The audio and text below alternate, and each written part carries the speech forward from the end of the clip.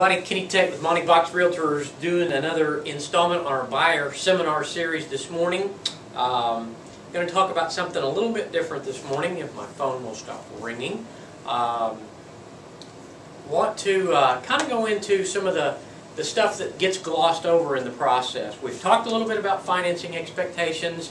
We've talked a little bit about some of the other sites that are available to you. And when you get right down to it, finding and going out and looking at houses is the easiest part of your transaction. So, didn't spend a whole lot of time there. I do want to kind of talk about things that kind of get what I would call glossed over.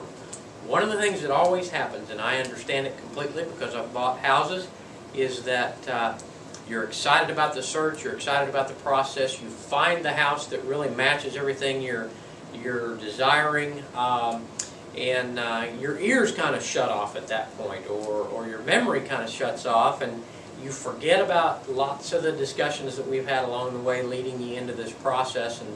And unfortunately, there are lots of folks in our business who don't take the time to go back over the dreaded paperwork with you and kind of get you prepared for where you're going to go. Because when you find the perfect house, then it comes crunch time, and you've got to figure out how to write your offer. And we're not going to talk about strategy on the offers here today, but I will talk about that a little bit later. We are going to talk a little bit about the actual contract itself and kind of going through the steps. But I'm not going to go in chronological order. I'm going to kind of take the one biggest chunk that I seem to have trouble with, or that becomes a sticking point sometimes, especially with first-time home buyers. We're going to talk a little bit today about earnest money and what it is and why it is important, and a little bit of strategy about it. In simple terms, earnest money is money that you as a buyer put on deposit with your offer as good faith that you're going to live up to the terms of the contract.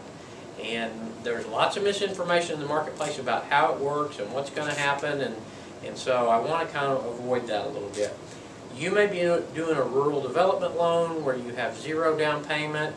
You may be asking a seller to pay all your closing costs. You may be getting gift funds from a relative for down payment and other things. But no matter what you do, you need to have earnest money available to write a contract. And there has to be some, unless it's agreed upon by both parties, that there is no earnest money. And I can promise you that almost never happens, because what you're in essence is saying, Mr. Seller, I'm going to put $1,000, $1,500, whatever the amount may be, down with this contract so that you can rest assured that I'm going to continue on in good faith and do the things I'm supposed to do, like inspections, and I'm going to meet all my time frames in the contract, so that you can feel confident enough to take your house off the market while we go through that process and potentially lose out on other buyers. So be prepared to write this check. Number one thing that you need to remember about this check is that it is cashed. Lots of people think, oh, I'm going to put that deposit up and it's not going to go anywhere. That's not true. Typically, unless it's otherwise agreed upon, this goes into the trust account of the listing broker, and it's held there until the closing. Now, at the closing table, this money comes back to you in the form of a credit.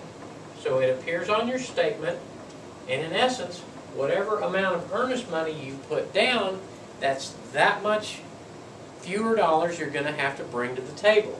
In the case of the rural development people and some of the other zero down kind of situations, if you put down earnest money and you don't have costs, then you'll get this back in the form of a check. Otherwise, it goes to you as a credit.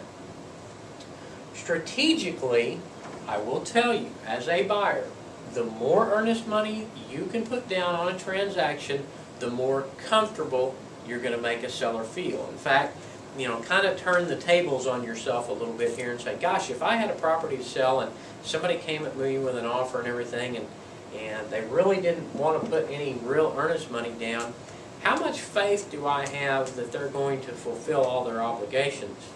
If you don't have a lot of faith in them in that regard, then chances are you're going to negotiate all the details just a little bit harder because you feel like you're being taken. So we want to make sure that you're prepared with a good amount of earnest money. Be comfortable in putting this money down because there are contractual outs of the contract. If the inspections are bad, as a buyer you can get out. If the title work is bad, as a buyer you can get out. There are lots and lots of reasons that a contract won't close, and if those things happen, then you get this earnest money back. Typically, the only way you can lose that earnest money is if you flat out default, change your mind at some point, and your financing has gone through and everything has been fine in the contract. So start preparing yourself, putting a little bit away for earnest money, and we'll come back next week and talk about different parts of the contract.